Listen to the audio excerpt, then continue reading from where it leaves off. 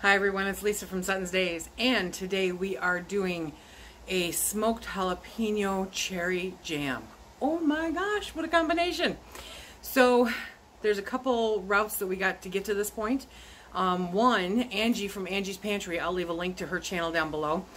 She hooked me up with a really great deal on pitted cherries. I normally don't can cherries because who's got time to pit all those? Okay, but pitted cherries? I'm all over that, so let's do it. So she hooked up with me at the Hootenanny and brought me some pitted cherries.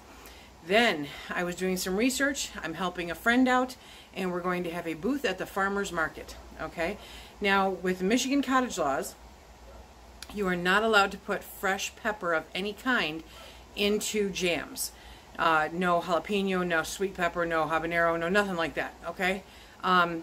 They feel that it is not adequately preserved by hot water bathing, even though it's like minuscule and totally encased in sugar. Okay, their science says that that's not safe. So it's a USDA. They're the ones that run those regulations, so I'm not going to argue with them right now. I don't have it in me. However, you are allowed to put dehydrated peppers in your jam. You are allowed to put powdered peppers in your jam. Well, the only powdered pepper that I've got around here is smoked jalapeno peppers. We grow them, we smoke them, we dehydrate them, and we grind them. They are the bomb. They really are. Okay? You can do all kinds of stuff with them. If you've been with me for a while, you know I sold some last winter on my Etsy store, and I'll probably be doing that again this year. But it's so good. It's so good because I keep the seeds in. I want the heat. So it's just really good. Well, then it makes sense. We're going to combine those cherries, and that's smoked jalapeno powder, and we're going to have smoked jalapeno cherry jam. Are you ready for this one? Super simple. You're going to love it. For this recipe, this is what you're going to need. You're going to need 4 cups of pitted cherries. You're going to need a tablespoon of dehydrated powdered jalapeno. You're going to need 1/3 cup of lemon juice and 5 cups of sugar. Let's get started. You're also going to need pectin. I forgot to mention the pectin. Okay, we'll get to that point. So right now, we are going to add the cherries.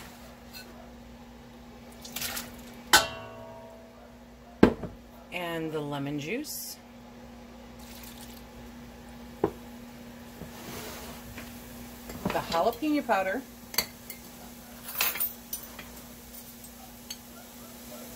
I'm doing a nice level tablespoon. Okay.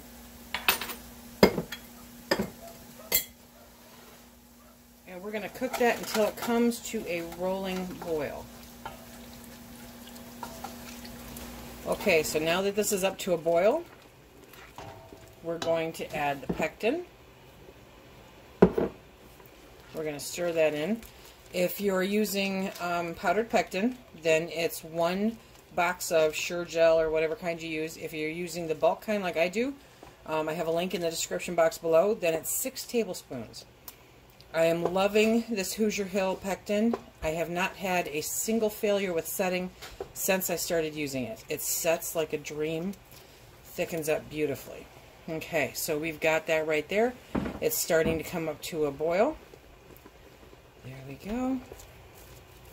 Okay, now we're going to add the sugar. So we'll get that all incorporated, and we'll bring that up to a boil that you cannot stir down, and then we will stir it at that boil for a solid minute. Okay? Did I tell you this was easy? This is easy. I forgot to show you it boiling, but it came up to a full boil for a solid minute, and this has a beautiful set. I don't know if I can show you guys this. It has a beautiful set. Just gorgeous. Okay, so now we're going to fill our jars. We're going to leave a 1/4 inch headspace. I am using the Kerr or Care jars, depending on where you fall on that. I got a, whoop, that one's too full. I got a lesson on that Monday Night Live a couple weeks ago. So I always called them Kerr Care. I don't even remember what I called them now. But technically they're both right. Call them what you will. And I filled that one too full also.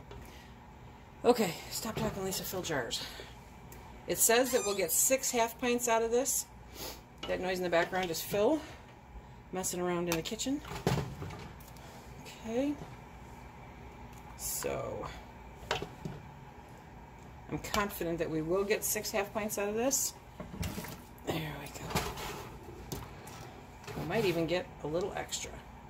A little extra never hurt anybody, because then we can taste test it on my grandson who likes hot pepper jellies.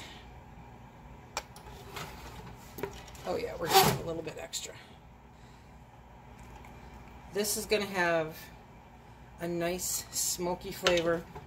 It's got a nice heat without being too hot. Let's see.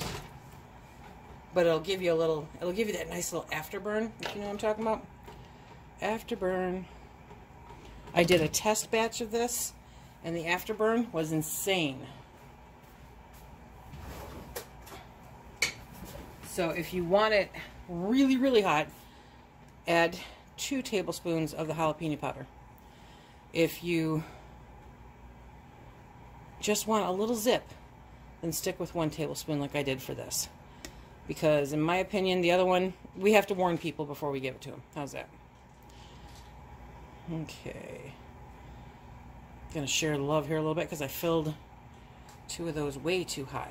Okay, let me taste the spoon. The very hot spoon.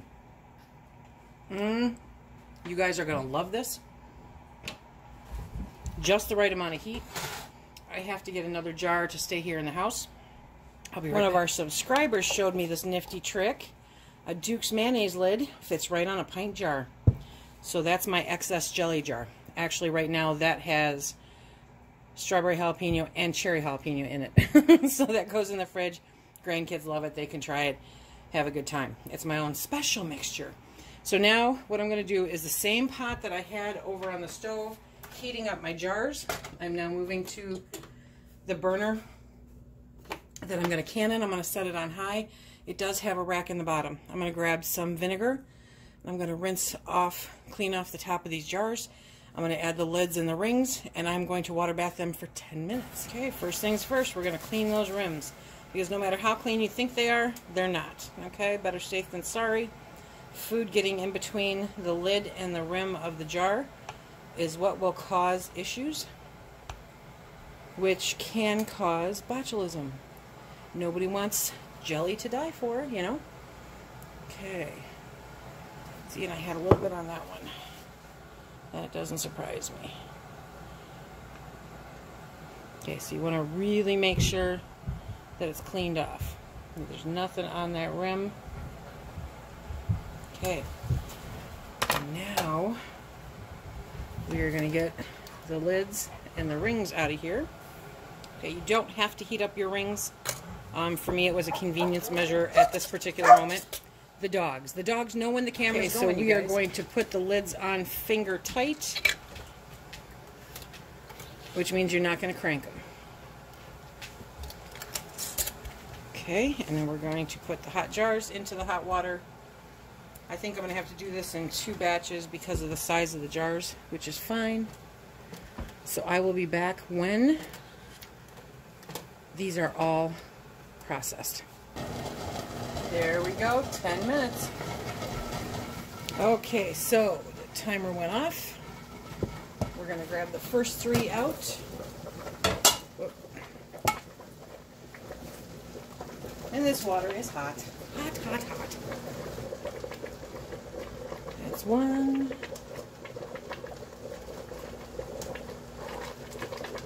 And 2.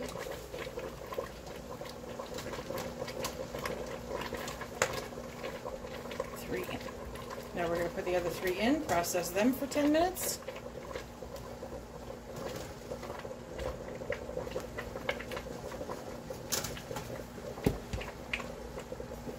And there we have 6 beautiful half pints, fresh out of the canner, of smoked jalapeno cherry jam.